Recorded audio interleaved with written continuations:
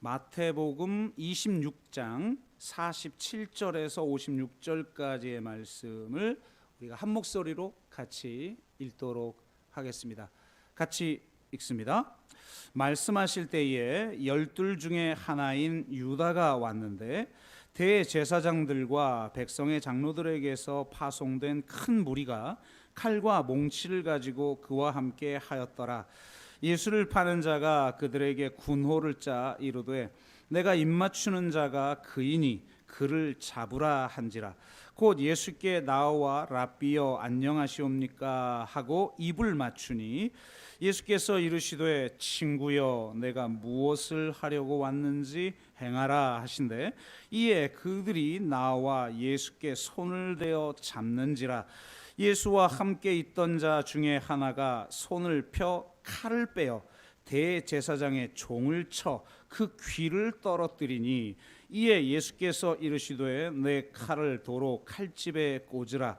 칼을 가지는 자는 다 칼로 망하느니라. 너는 내가 내 아버지께 구하여 지금 12군단 더 되는 천사를 보내시게 할 수 없는 줄로 아느냐. 내가 만일 그렇게 하면 이런 일이 있으리라 한 성경이 어떻게 이루어지겠느냐 하시더라. 그때 이에 예수께서 무리에게 말씀하시되 너희가 강도를 잡는 것 같이 칼과 몽치를 가지고 나를 잡으러 나왔느냐. 내가 날마다 성전에 앉아 가르쳤으되 너희가 나를 잡지 아니하였도다. 그러나 이렇게 된 것은 다 선지자의 글을 이루려 함이니라 하시더라. 이에 제자들이 다 예수를 버리고 도망하니라. 아멘.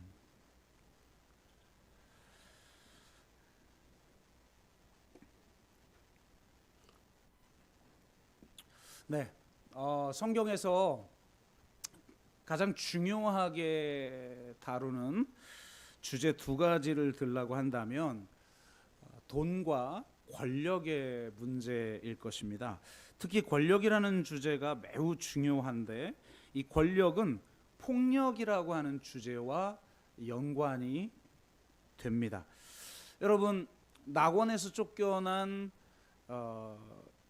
인간이 저지른 최초의 죄가 뭡니까? 바로 폭력이죠. 가인이 아우 아벨을 쳐 죽인 사건입니다. 노아 시대에 하나님이 세상을 심판한 이유가 무엇일까요? 창세기 6장 11절은 이렇게 말합니다. 그때에 온 땅이 하나님 앞에 부패하여 포악함이 땅에 가득한지라.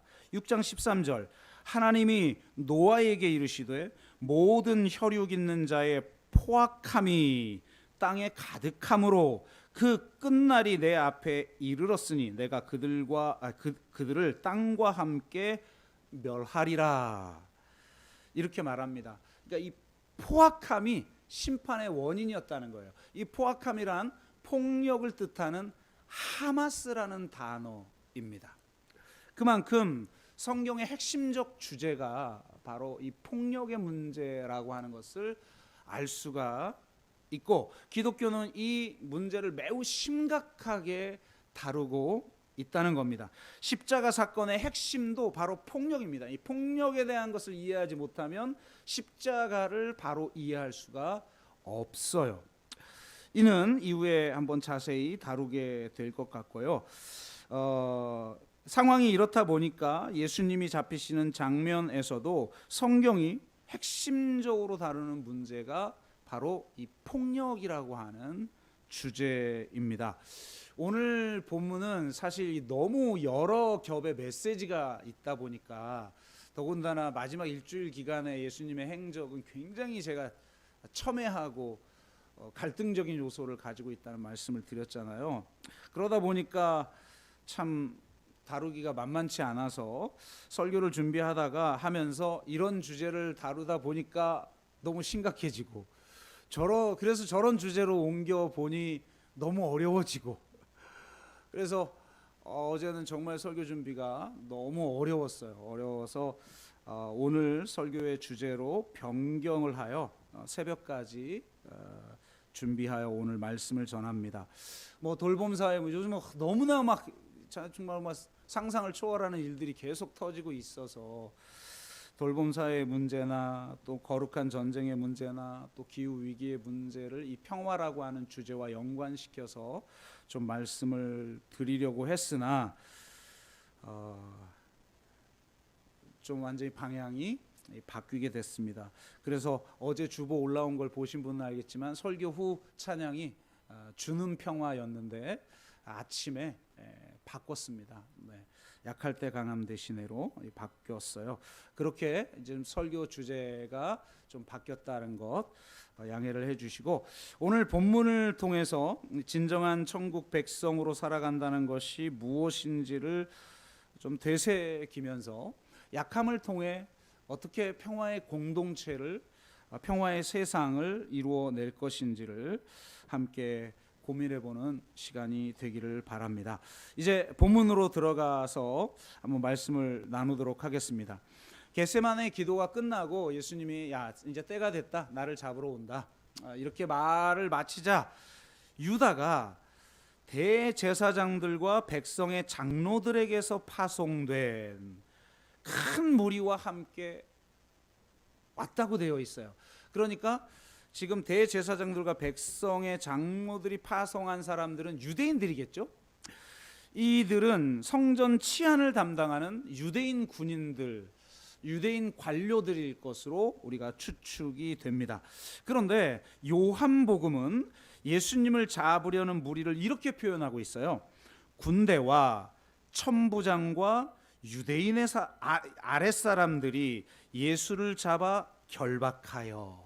그러니까 마태복음에서 말한 사람들 이외에 로마의 군대와 천부장이 출동했다는 거예요. 여러분, 천부장은 밑에 1000명을 거느린 장수 아닙니까?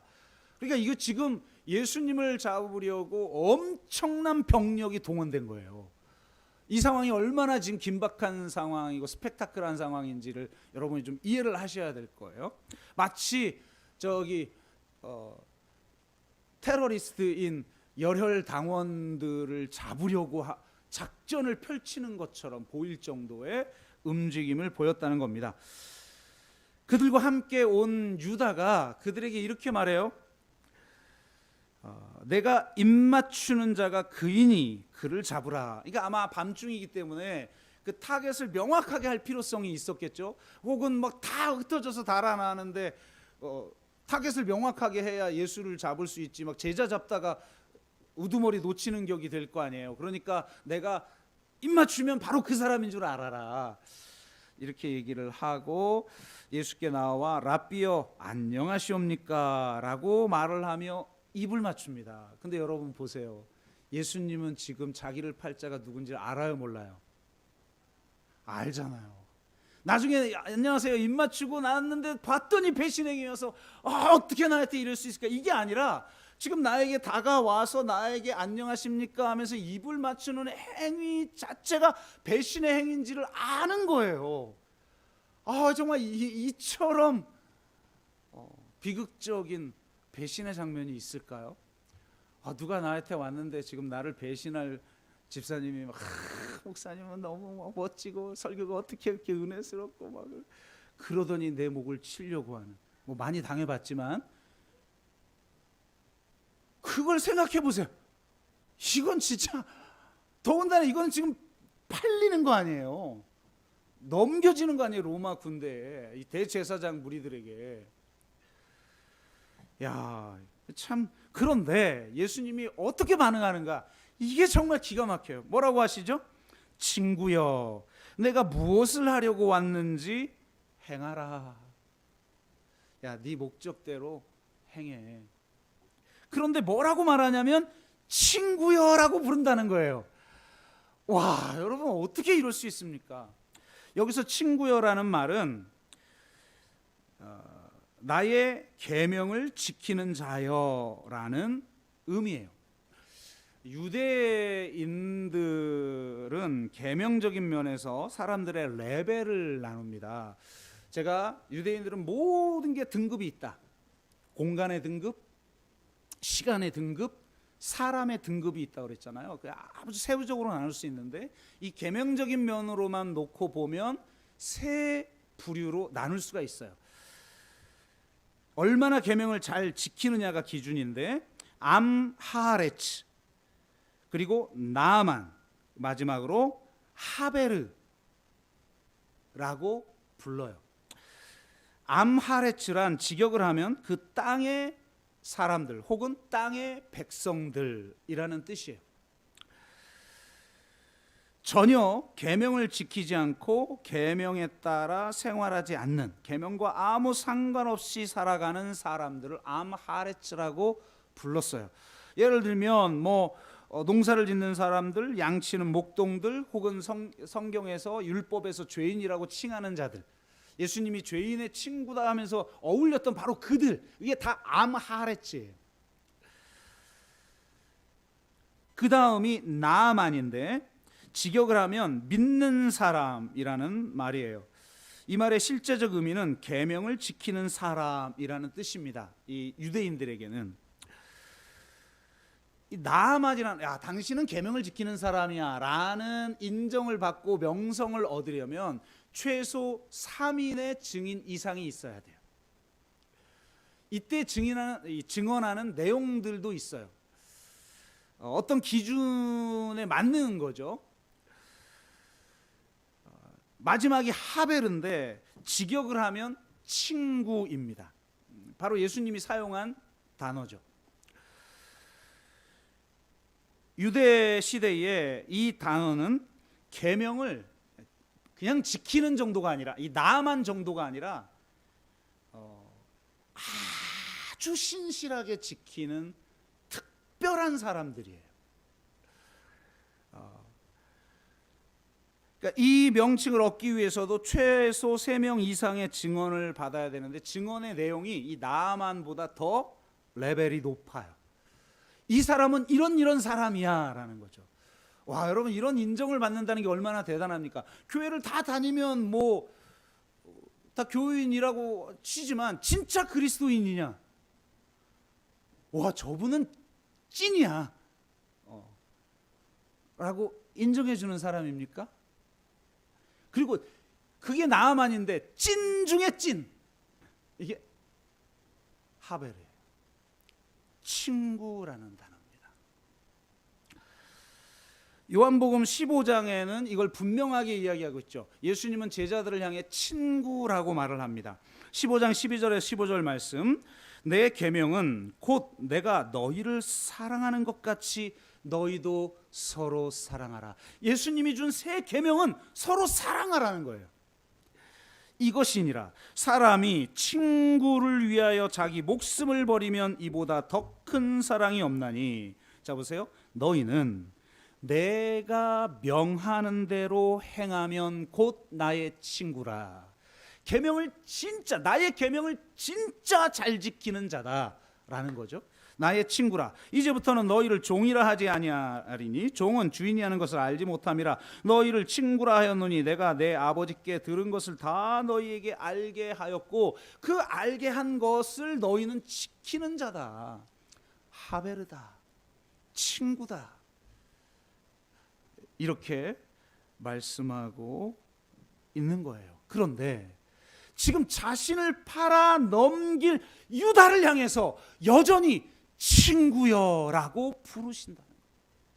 계명을 아주 잘 지키는 나의 제자여라고 불러주신다는 거예요. 저는 이때 엄청난 충격을 받았을 것 같아요. 유다가.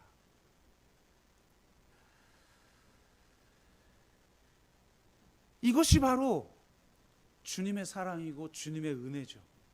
나는 너를 여전히 친구로 여기고 있다. 네가 나를 팔아 넘길 것이지만 그대로 행해라 할 것이지만 돌아와라, 돌이켜라. 그럼 내가 너를 용납할 것이다. 아멘. 이것이 주님의 은혜예요. 자, 이렇게 주님이 하자마자 누가 나섭니까? 네. 행동주의자 베드로가 나서죠. 오늘 마태복음에는 예수와 함께 있던 자 중에 하나가 손을 펴 칼을 빼어, 그러니까 항상 칼을 가지고 다녔다는 거예요.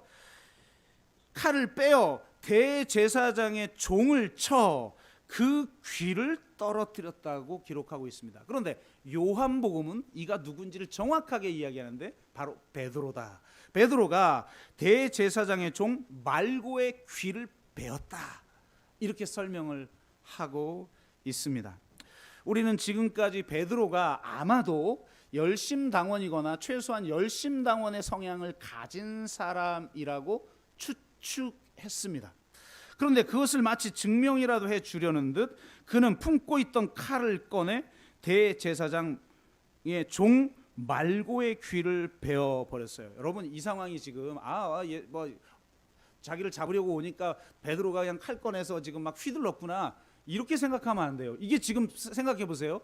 대제사장들과 장로들이 보낸 수하들이 있었고, 요한복음에 의하면 천부장, 로마의 천부장이 지금 출두했단 말이에요. 그럼 거의 1000명의 지금 로마 군사가를 거동하고 지금 왔다는 말 아닙니까? 그런 상황에서 그 전체를 관할하고 있는 대제사장의 종을 정확하게 타격하여 그의 목을 베려고 했단 말이에요. 지금 왜? 최고 우두머리를 쳐야 전체를 혼돈에 빠지게 만들 수 있는 거 아니에요. 그러니까 이게 지금 이 베드로의 실력이 보통 실력이 아닌 거예요. 이건 무슨 영화를 보는 것 같지 않습니까?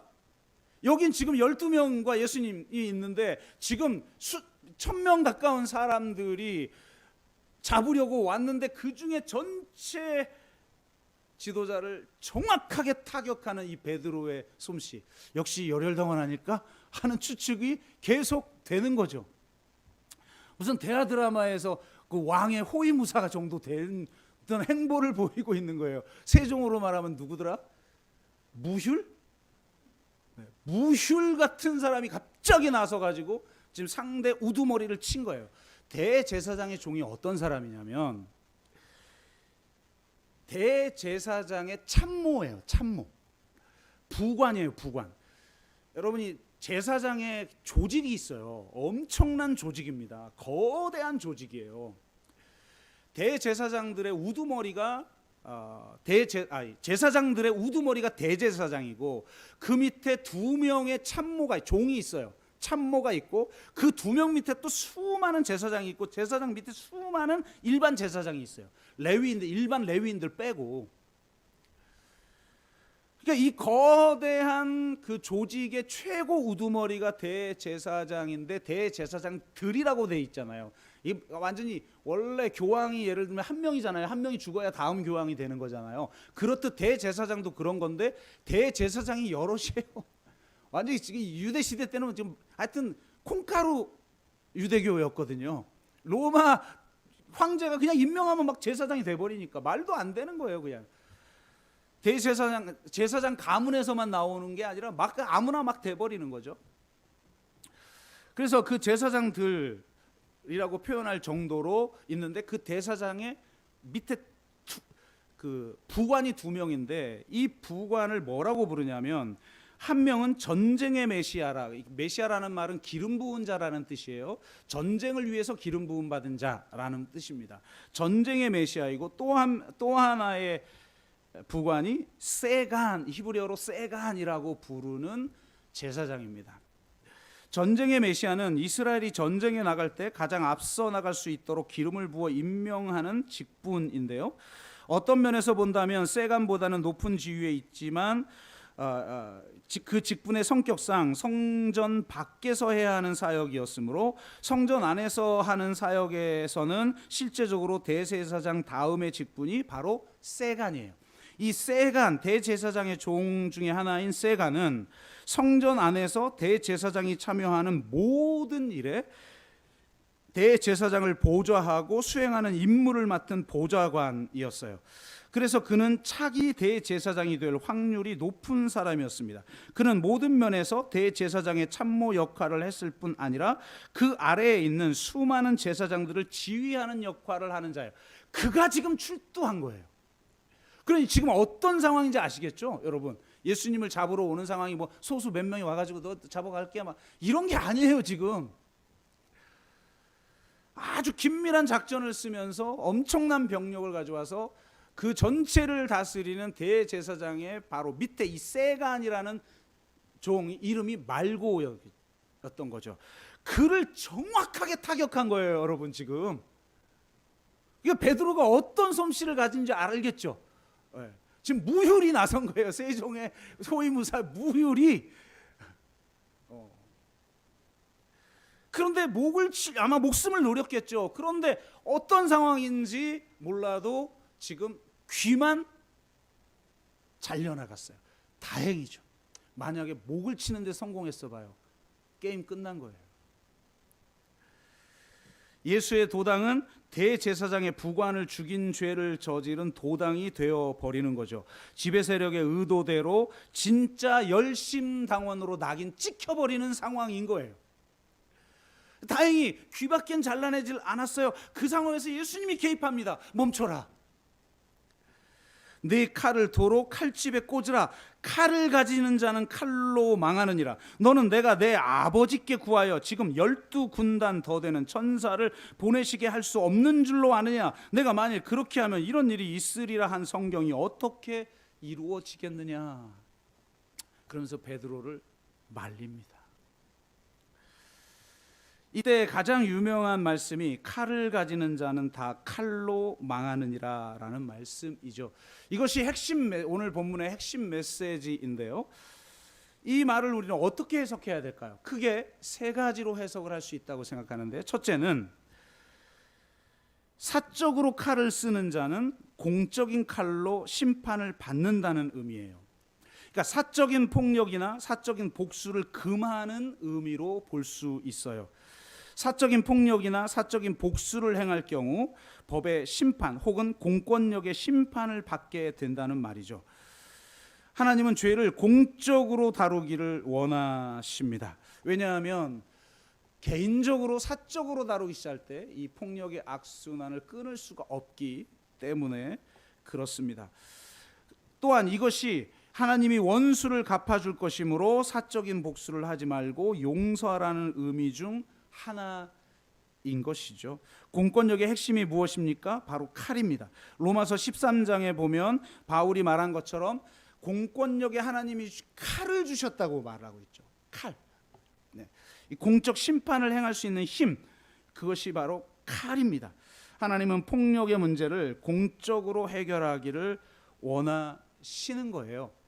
그런데 오늘 본문을 보면 이렇게 해석하기엔 적합하지 않아 보이죠. 그렇다면 우리는 두 번째 해석을 해볼 수가 있는데, 우리가 흔히 알고 있는 해석입니다. 폭력을 쓰는 자는 결국 다른 이에게 더 큰 폭력을 당하게 된다라는 거예요. 사적 차원에서건 공적인 차원에서건 폭력의 악순환이 일어난다는 의미로 해석할 수가 있습니다. 폭력은 또 다른 폭력을 낳죠.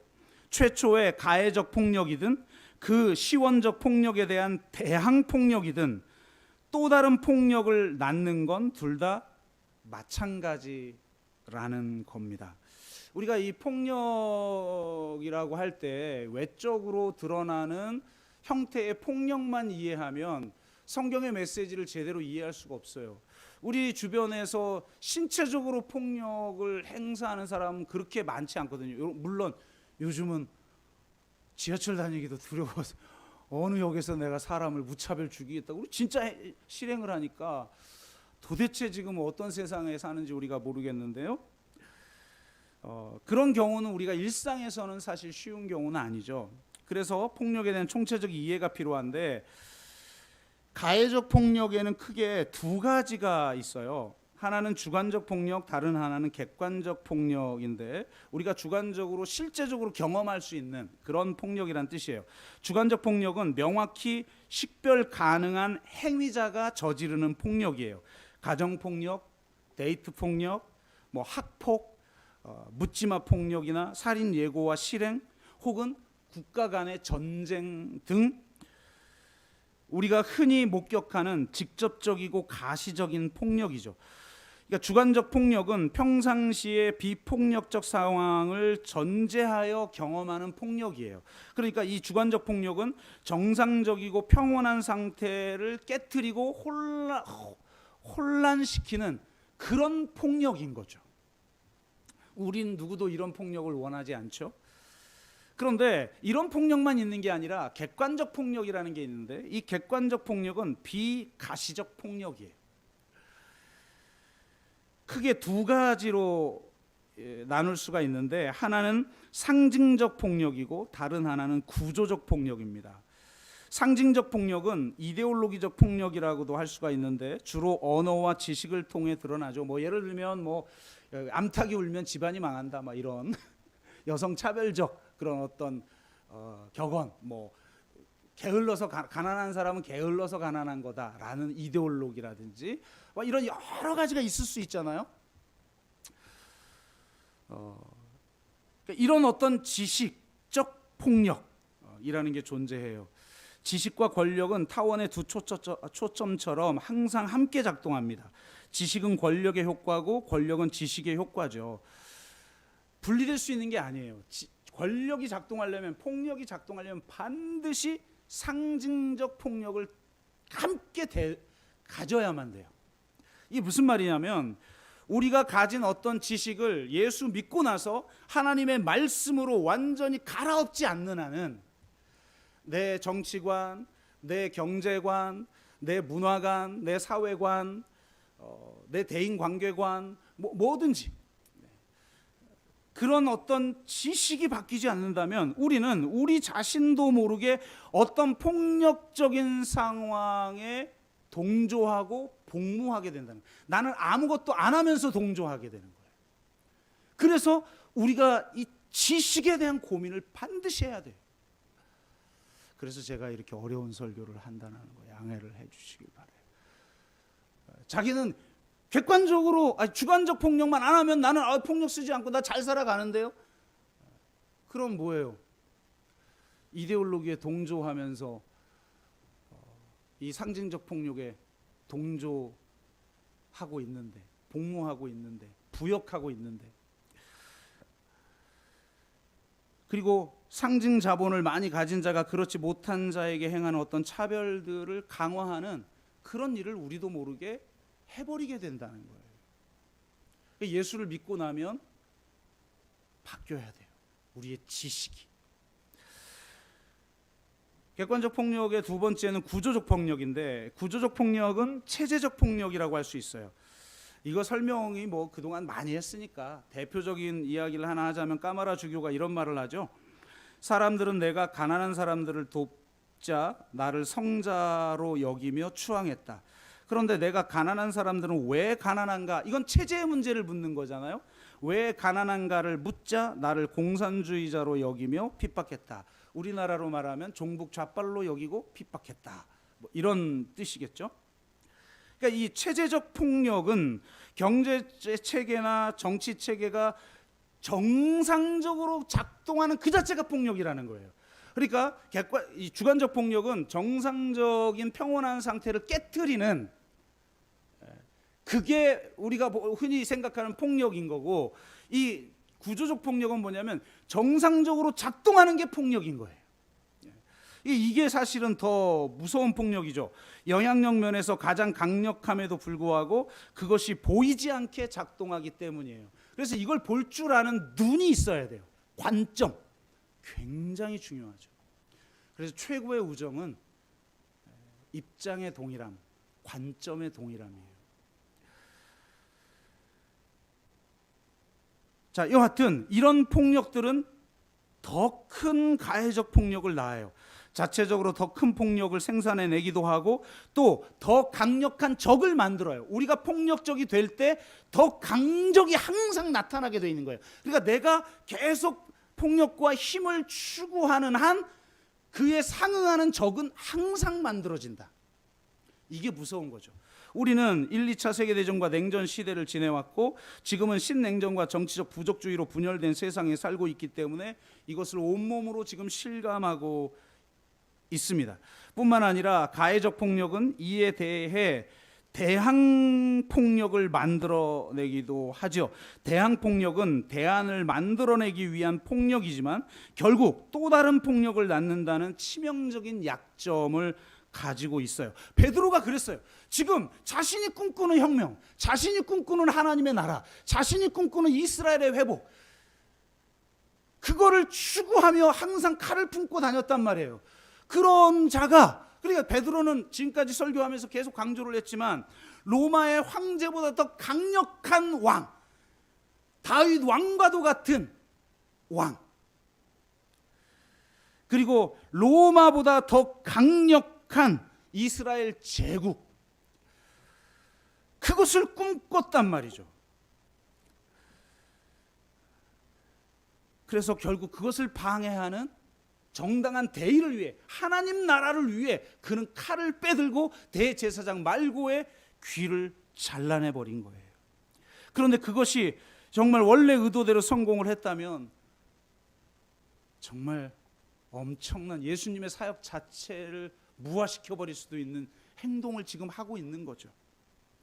더 큰 탄압을 만들고 열심당원과 동급으로 만들어 버리게 되는 거죠. 내가 날마다 성전에서 가르쳤는데, 야, 너희들이 지금 강도, 여기서 말하는 강도라는 건 무슨 좀도둑 이런 걸 말하는 게 아니에요. 제가 이전에 설교를 했잖아요. 강도의 구렬로 만든다라고 하는 말의 의미가 그 시대에 어떤 의미인지, 가말리엘이 제자들을 변론할 때 했던 그 수많은 메시아들, 혁명을 일으키려는 메시아들 같은 유다와 같은 드다와 같은 그런 자들이 들고 일어났지만 하나님의 뜻이 아니기 때문에 다 멸하지 않았냐, 그럼 이들도 멸할 거다라고 비교했던 바로 그런 자들 지금 너희가 하느냐? 이렇게 많은 군사들과 이런 많은 무기를 가지고 지금 나를 잡으려고 왔어? 나 그런 사람 아닌데? 이렇게 말씀하고 있는 거예요. 이게 끝장나 버리는 거예요. 이런 변명이 통하지 않게, 변명이 아니라 이 주장이 통하지 않게 되는 일을 지금 베드로가 한 거예요. 얼마나 지금 치명적인 문제인지 아시겠죠? 기독교는 이런 가해적 폭력이나 혹은 대항적 폭력 모두를 긍정하지 않아요. 폭력의 악순환을 끊는 비폭력적이고 반폭력적인 저항이라는 실천을 만들어내는 대항 사랑만이 새로운 세상을 만들 수 있음을 주님은 말씀하고 계셔요. 야, 그런 힘에 대한 추구, 그 폭력에 이라는 방법을 통해서는 결코 하나님의 나라를 만들 수가 없다. 나는 도리어 그 폭력을 원동력으로 사용하고 있는 그 정사와 권세를 깨뜨리고 무기력하게 만들기 위해서 나는 지금 십자가를 지려 하는 것이다. 그렇게 주님은 말씀하고 있는 겁니다. 이 십자가의 사랑만이 새로운 세상을 창조합니다. 칼을 쓰는 자는 다 칼로 망하게 되어 있습니다. 하지만 이 칼을 이기는 것, 폭력의 악순환을 끊어버리는 능력은 십자가의 능력인 줄로 믿습니다. 이걸 믿는 사람들이 그리스도인인 거예요. 마지막으로 강조하고 싶은 해석은 세 번째 의미인데요. 세 번째 의미는 이겁니다. 폭력을 쓰는 자는, 자, 내가 폭력을 쓰면 또 다른 폭력을 불러일으켜 와서 폭력의 악순환을 일으키기 때문에 폭력을 쓰면 안 돼라고 해석할 수도 있지만 이렇게 해석할 수도 있는 거예요. 칼을 쓰는 자는 칼로 망한다. 무슨 말이냐면 내가 칼을 쓰는데, 폭력을 쓰는데 내가 사용한 그 칼, 내가 쓰는 그 폭력이 나를 망하게 하는 거예요. 자신이 사용한 폭력 자체가 자신을 내파시켜 버리는 거죠. 외부의 폭탄 같은 게 와가지고 나를 폭파시키는 게 아니라 내가 스스로 폭파가 되는, 내파돼 버리는 거예요. 모든 권력과 폭력을 추구하는 모든 제국들은 다 그런 운명이었어요. 로마 제국 보세요. 자신이 쓴 폭력의 결과가 부메랑으로 작동해서 더 강력한 타자의 폭력에 의해 제국이 빼앗기기도 전에 이미 로마 제국은 자신의 그 폭력을 향한 추구, 그 힘을 향한 추구 자체가 그 로마를 무너뜨리고 있었던 거예요. 그런데 로마보다 더 강력한 이스라엘, 로마 황제보다 더 강력한 메시아를 원했던 베드로가 그런 일을 했으니 주님이 그걸 스톱시켜야죠. 칼을 쓰는 자는 칼로 망하게 돼 있어. 네가 쓰는 그 칼이 너를 망하게 할 거야. 우리는 그런 나라를 세우려고 한 게 아니야라는 겁니다. 베드로가 왜 가슴에 칼을 품고 다니며 마지막에는 폭력을 썼을까요? 그것은 베드로가 강함을 추구했기 때문에 그렇습니다. 로마 황제보다 더 강력한 왕이신 메시아 예수가 로마보다 더 강력한 이스라엘 제국을 건설할 걸 꿈꿔왔던 베드로였기 때문에 십자가에서 고난을 받다가 죽게 될 거라는 예수님의 이 예고를 듣고 예수님을 책망해 버릴 정도, 이런 확신을 가진 자였단 말이에요. 그런 나약한 소리 좀 하지 마라는 거죠. 그런 베드로였기에 폭력을 통해서라도 자신의 꿈을 이루려 했어요. 하지만 폭력적인 힘을 통해서는 제국을 세울 수 있을지는 몰라도 천국을 세우지는 못합니다. 천국은 사랑의 나라이기 때문입니다. 사랑만이 하나님의 나라를 세울 수 있기 때문입니다. 여러분, 이걸 정말 믿으십니까? 진짜 믿어요?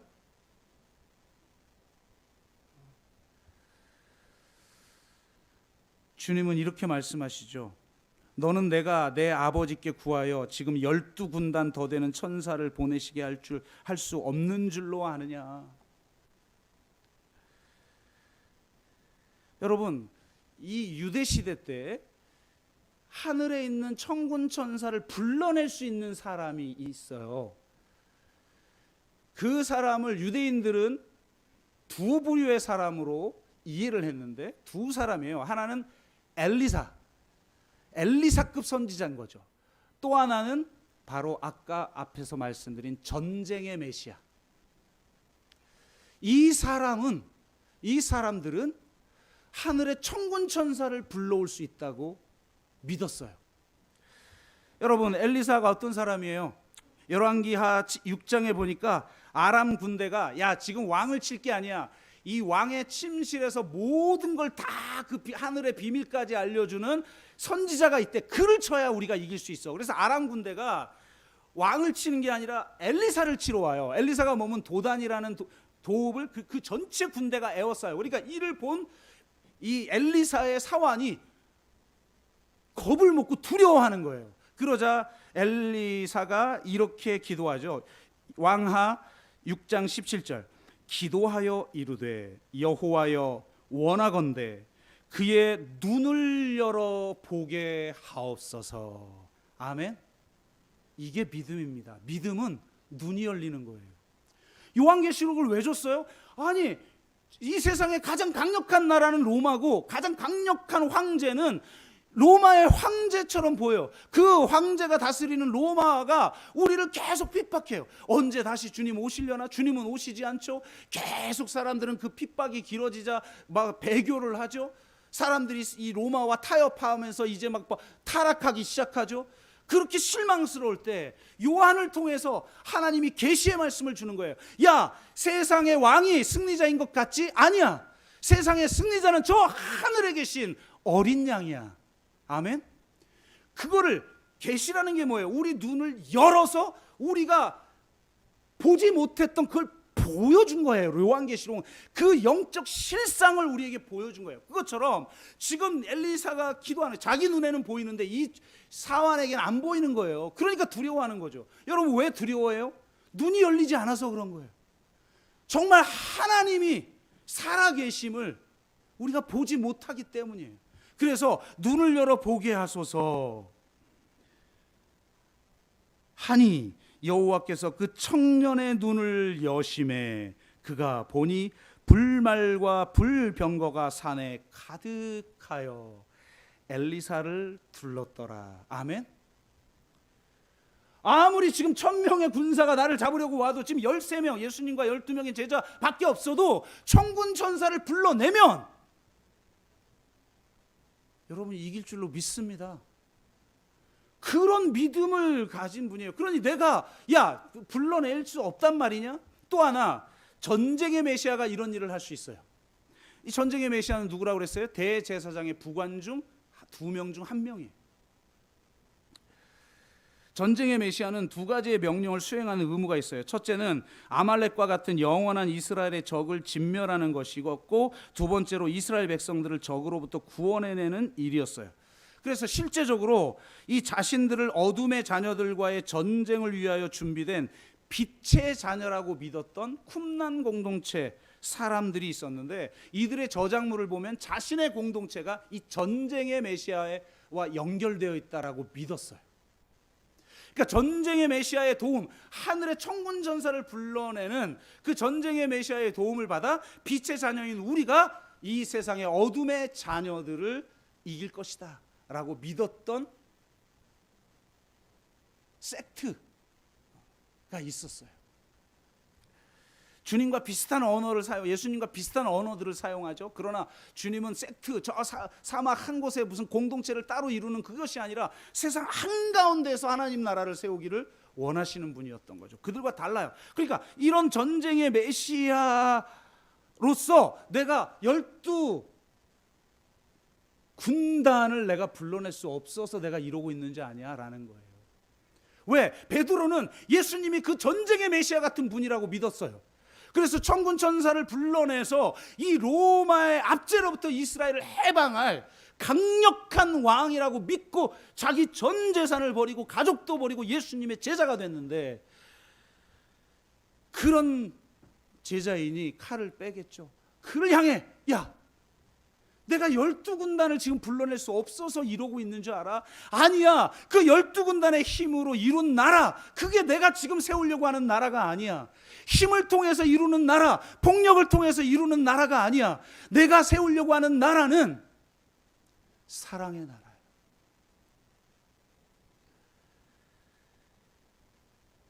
그래서 주님은 전쟁의 메시아가 아니라 이사야서 53장에서 말하는 고난받는 종으로 왔음을 지금 이 제자에게 이야기하고 있는 거예요.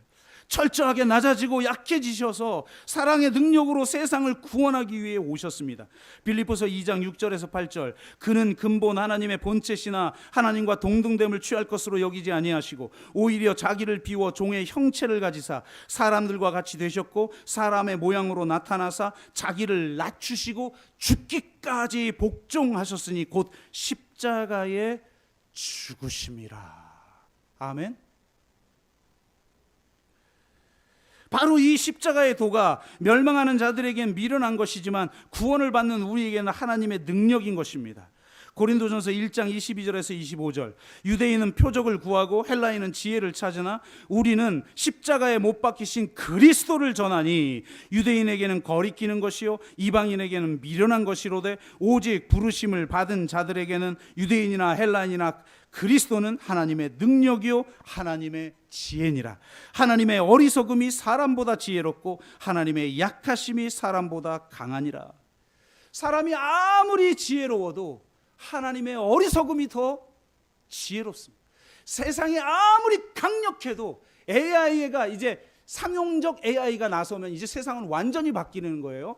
지금은 특별한 우리가 질문하면 대답하는 정도의 AI가 존재하지만 이게 상용적 AI가 이제 출현하기 시작하면 모든 게 끝입니다. 그런 세상, 와, 이거 엄청난 세상, 이 와도 하나님의 약하심이 사람보다 강한 겁니다. 하나님의 그 사랑이 세상의 지혜보다 지혜롭고 하나님의 그 사랑이 세상의 강함보다 더 강한 줄로 믿습니다. 그런데 하나님은 우리에게 이 예수의 마음을 품으라고 말합니다.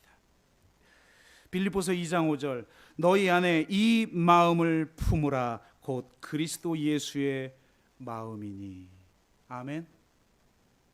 내가 정말 십자가에서 그와 예수님과 함께 죽고 내가 그리스도와 함께 살아서 그리스도 안에 존재하여 내가 새로운 피조물이 되고 예수의 생명이, 예수의 사랑이, 예수의 은혜가 우리 안에 들어와서 내가 예수의 마음을 품게 돼야만 하나님 나라 백성이 되고 하나님의 백성으로서 이 땅에 하나님 나라를 세울 수 있는 사람이 된다는 거예요. 베드로는 자신 안에 있는 강함을 신뢰했지만 그것이 자신을 구원하지 못한다는 것을 배워야 했어요. 그는 철저한 실패를 맛보아야 했습니다. 누구도 나서지 않을 때 홀로 칼을 들고 상대의 적장 최고 지도자의 목을 치려 했던 베드로였기에 주님은 말씀하시는 거예요. 네가 닭 울기 전에 3번 나를 부인할 거야. 절대로 나는 그렇지 않습니다. 여기 있는 다른 제자들은 주님을 부인하고 배반할지 몰라도 난 절대로 그럴 사람이 아니에요. 그런데 바로 그가 그렇게 했죠. 우리 안에 있는 강함이 끝장나야 우리 안에 주님의 마음이 들어올 수 있어요. 예수의 마음이 들어올 수 있어요. 십자가의 사랑이 들어올 수 있어요. 그래서 바울은 고린도후서 12장에서 이렇게 말했죠. 내 은혜가 내게 족하도다. 이는 내 능력이 약한 데서 온전하여 짐이니라. 이렇게 주님이 말씀하셨다고 육체의 가시를 빼달라고 기도하는 바울을 향해서. 그런데 이 번역은 원어에 맞게 번역한 것이 아니다. 아니, 예수님의 능력이 우리의 약함 때문에 비로소 온전해진다면 온전하지 않았었단 말이에요. 그전에는. 그럴 리가 없죠. 그러면 원어에 맞게 해석을 하면 뭐라고 말했죠? 고난을 주는 내 은혜가 너에게는 족하다. 이는 너의 능력이 너의 약함 가운데 끝장나기 때문이다. 아멘. 베드로의 이 약함, 예수님을 3번이나 부인하고, 그것도 저주하면서 3번이나 부인하는 자신의 약함이, 자신 안에 있는 강함, 칼을 들고 말고의 귀를 쳐낼 정도의 그 강함을 끝장내버린 거예요. 그것도 부인할 때 예수님의 눈과 마주치잖아요. 와, 그때 베드로의 마음이 어땠을까요? 내가 예수님을 저주하면서 난 예수의 도당이 아니야 하면서 그 예수는 다 저주받을 종자야. 십자가에 달려 죽어야 돼. 이러고 있는데 예수님과 눈이 마주쳐. 여러분의 약함이 적나라하게 드러난 그 순간 예수님의 눈빛을 보았습니까? 저는 그 눈빛이 저를 살렸어요. 한없이 열등의식에 사로잡히는 동시에 한없이 교만할 수 있는 저 같은 존재가 나의 약한 가운데 내 강함이 끝장나는 그 순간, 그 약한 가운데 오셔서 나를 품으시고 나를 변화시키기를 원하시는 그 주님의 사랑, 하나님의 그 사랑을 발견해야 우리가 변하는 것.